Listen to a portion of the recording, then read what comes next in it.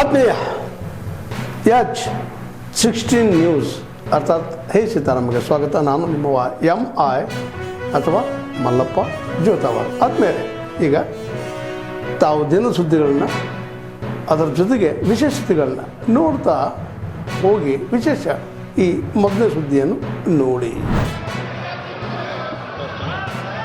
Question number 141, Ikra Chaudhary. महोदय, question our जहाँ तक उत्तर प्रदेश का सवाल है, उत्तर प्रदेश में AHIDF के क्रियान्वयन के लिए the house stand adjourned to meet at 12 a.m. or 12 p.m.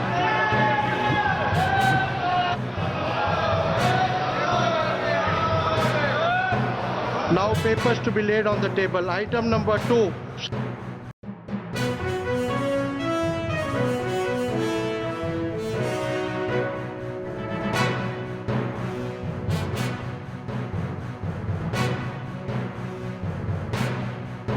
Budget speech को शुरू करने से सारा सदस्य अलग अलग पार्टी के जितने मेंबर सबने अपना नाम दे चुके हैं. उसके बाद जो हमारे नेक्स्ट स्पीकर समाजवादी पार्टी के, तृणमूल कांग्रेस के, DMK के उनके नेता भी बोलने में तैयार है.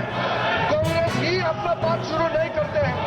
हर दिन इस तरह वेल में आकर के हंगामा खड़ा करते हैं, पार्लियामेंट चलने नहीं देते हैं. नुकसान सबका हो रहा है. मैं फिर से अपील करना चाहता हूं कि आप लोगों ने इस सदन का गरिमा बहुत गिरा चुका है. और ज्यादा गिराने का कोई आवश्यकता नहीं है. बजट पे चर्चा सीधा सीधा शुरू होना चाहिए आगे से.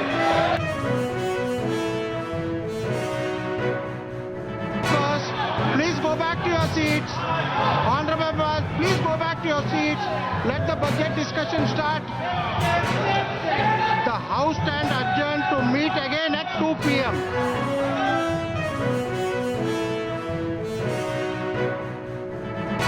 Are very high. Our exports have gone beyond $800 billion, and I must say here, we have been all listening about inflation rate. The inflation at this juncture, December 25 figure, we are at 1.7%. And here while I say this, I must say that between 2011 and 2014, the average inflation of this country was 9.8%. I must say this, and I think all of us sitting in this house must appreciate this. Friends, the unemployment rate, all of us have been talking about the unemployment rate. It's declining every day, and at this juncture it is 4.8%. We must realize this. हमारा देश वैश्विक निवेशकों, foreign investors के लिए एक भरोसेमंद गंतव्य की तरफ उभर के आया है. और हम सबको समझना होगा कि इस तरह की जो आर्थिक स्थिति है, जब विश्व में हमारी प्रशंसा हो रही है, हम मजबूत जमीन पर खड़े हैं, यह कोई संयोग नहीं है. यह हमारे अनुशासित वित्तीय प्रबंधन, संरचनात्मक सुधारों और स्पष्ट नीति का प्रमाण है.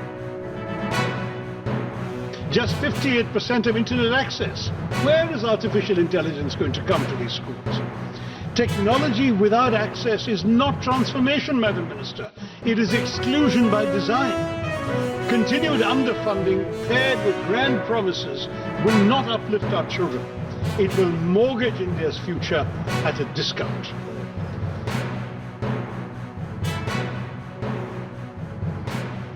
तो 11 महीने इंतजार क्यों कराया?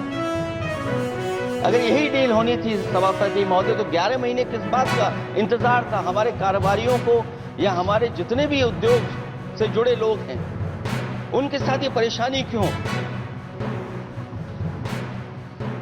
बजट पर सबसे पहला सवाल यही है कि डील पहले बनी है budget.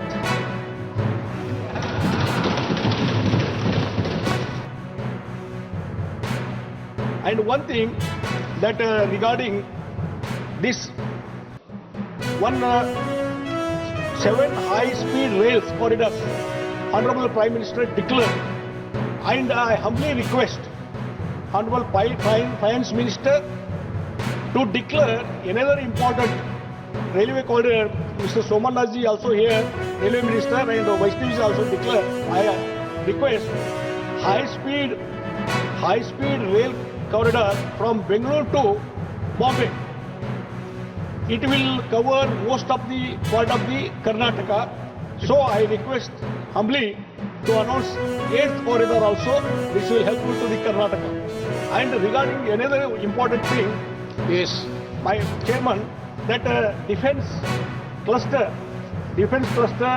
to be established in the Belagavi, because it is a military base, Belagavi, and 1,000 acres of land is available, so defense cluster has to be declared.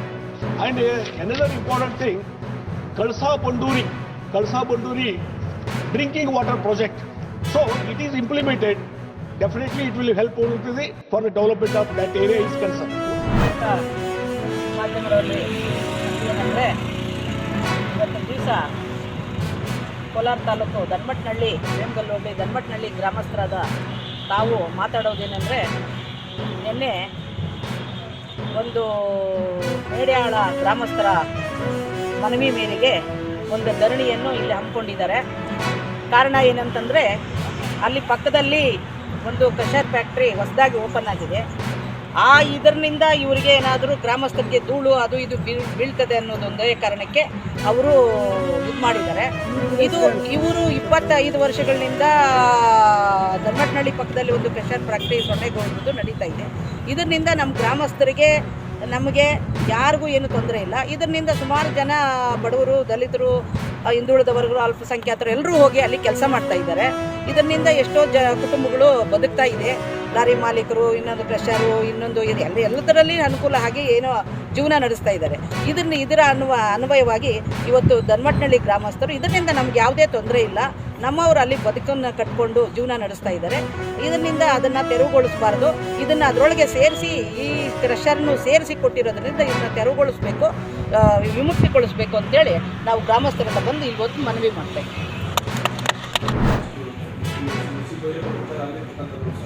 ಇದು ಗ್ರಾಮಕ್ಕೆ ರಸ್ತೆ ಇದೆ.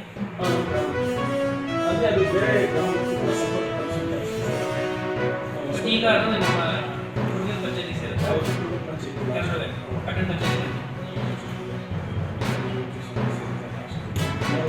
ನಿಮ್ಮ ಕೌನ್ಸಿಲಲ್ಲಿ ಯಾಕೆ ಸೇರಿಸಿಲ್ಲ? ಸೇರಿಸಿ. ನಿಮ್ಮ ಕೌನ್ಸಿಲ್ ಇದೆಯಲ್ಲ ಇನ್ನು?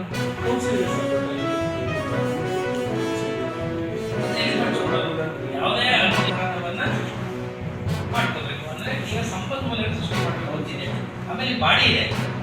ಈ ಬಾಡಿ ಇರೋದ್ರಿಂದ ನೀವು ಬರೋ ಅನುದಾನದಲ್ಲಿ ಅಥವಾ ಗ್ರ್ಯಾಂಟ್ ಬರುತ್ತೆ, SSC ಗ್ರ್ಯಾಂಟ್ ಬರುತ್ತೆ, ಅಥವಾ ಬರುತ್ತೆ, ಅವಾಗ ಸೇರಿಸ್ಬಿಡಿ. ನಿಮ್ಗೆ ಅಧಿಕಾರ ಇದೆ, ನೀವು ಸೇರಿಸಿ. ಯೋಜನೆಯಲ್ಲಿ ಒಂದು ರಸ್ತೆ ಅಲ್ಲಿಂದ 3 ರಸ್ತೆ ಗ್ರಾಮ ಪಂಚಾಯತಿ ನೀವು ಮಾಡಿಸ್ಬಿಡಿ. ಗ್ರಾಮ ಪಂಚಾಯತ್ ಮಾಡಿಸ್ಬಿಡಿ. ನೀವು ಮೆಂಬರ್ ತಾನೆ, ನೀವು ಮಾಡಿಸಿ. ಎಷ್ಟು ಕಿಲೋಮೀಟರ್ ಇದೆ? ಅಲ್ಲಲ್ಲ, ಟೋಟಲ್ ಅಲ್ಲ, ನೀವು ಸಂಬಂಧಪಟ್ಟಿದ್ದು ಎಷ್ಟು? ಅದು 3 ಕಿಲೋಮೀಟರ್ ಪುರಸಭೆಯಿಂದ ನೀವು ನಿಮ್ಮ ಇದೆಯಲ್ಲ ಪಟ್ಟಣ ಪಂಚಾಯತಿಂದ ಅದಕ್ಕೆ ದುಡ್ಡು ಹಾಕಿಸಿ. ನಾನು ಡೈರೆಕ್ಷನ್ ಕೊಡ್ತೀನಿ. ಉಳಿದದೆಲ್ಲ ಬೇಕಾದ್ರೆ ಬೇರೆ, ಯಾಕಂದರೆ ಎಲ್ಲ ನೀವು ಮಾಡೋಕ್ಕಾಗಲ್ಲ, ನಿಮ್ಮದು ಗಡಿ ಹಾಕ್ಬಿಟ್ಟಿದೆ. ಹಾಗೆ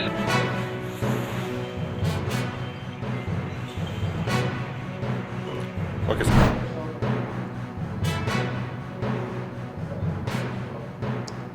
ತಾವೆಲ್ಲ ನೋಡಿದ ಹಾಗೆ ಒಂದು ಸಾಮಾಜಿಕ ಜಾಲತಾಣದಲ್ಲಿ ಕೆಲವು ಶಸ್ತ್ರಾಸ್ತ್ರಗಳನ್ನು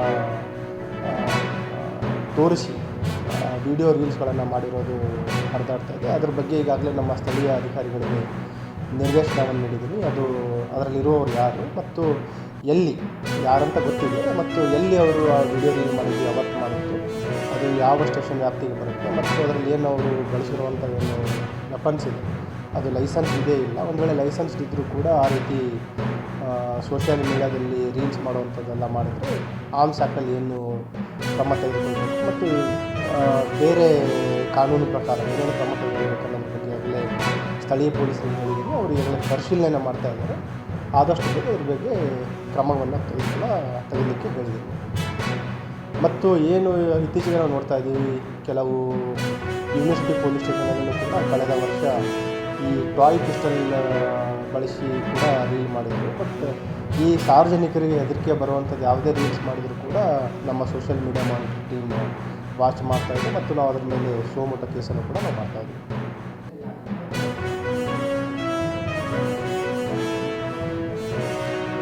ಎರಡರ ಬಗ್ಗೆ 2 ವೆಪನ್ಸ್ ಇದೆ, ಒಂದು ಸ್ಮಾಲ್ ವೆಪನ್ಸ್ ಇದೆ, ಇನ್ನೊಂದು ಲಾಂಗ್ ವೆಪನ್ ಇದೆ. 2 ವೆಪನ್ಸ್ಗಳ ಬಗ್ಗೆ ಪರಿಶೀಲನೆ ಮಾಡಿಟ್ಟಿದ್ವಿ. ಅದು ಏನು ನೈಜ ವೆಪನ್ನ ಇಲ್ಲ ಮತ್ತು 2 ಅವರಿಗೆ ಪರವಾನಗಿ ಇದೆ ಇಲ್ಲ. ಒಂದು ವೇಳೆ ಪರವಾನಗಿ ಇಲ್ಲ ಅಂತಂದರೆ ಡೈರೆಕ್ಟ್ ನೇರವಾಗಿ ನಾವು ಆರ್ಮ್ಸ್ ಆಕ್ಟ್ ಪ್ರಕರಣ ದಾಖಲು ಮಾಡಬೇಕಾಗುತ್ತೆ.